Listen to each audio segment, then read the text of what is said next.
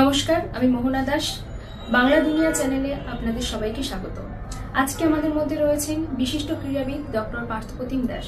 পার্থবাবুর কাছে আমার এটাই প্রশ্ন যে প্রথম টেস্ট ম্যাচে সাউথ আফ্রিকার কাছে ভারতের যে শোচনীয় পরাজয় ঘটেছে, তারপরে ভারতের বর্তমান টেস্ট ম্যাচে টিম কম্বিনেশনটা ঠিক কি হলে খুব ভালো হতো?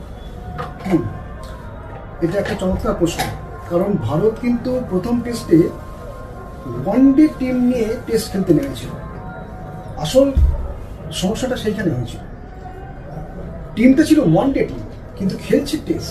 হ্যাঁ, এটা খুব একটা চমৎকার প্রশ্ন। তার কারণ হচ্ছে যে ভারত কিন্তু ওয়ানডে টিম নিয়ে টেস্ট খেলতে নেমেছিল প্রথম টেস্টে। সেই জন্য সাউথ আফ্রিকার পেস অ্যাটাককে সামলাতে পারেনি।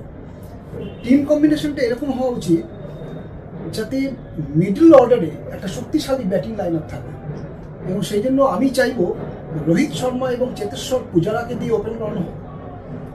1 ডাউন নামক আজিঙ্ক্য রাহানে, 2 ডাউন বিরাট কোহলি, তারপরে একে একে নামবে হনুমা বিহারি এবং সরফরাজ খান। আমি কিন্তু এই দুজনকেই চাইব, হনুমা বিহারি এবং সরফরাজ খান।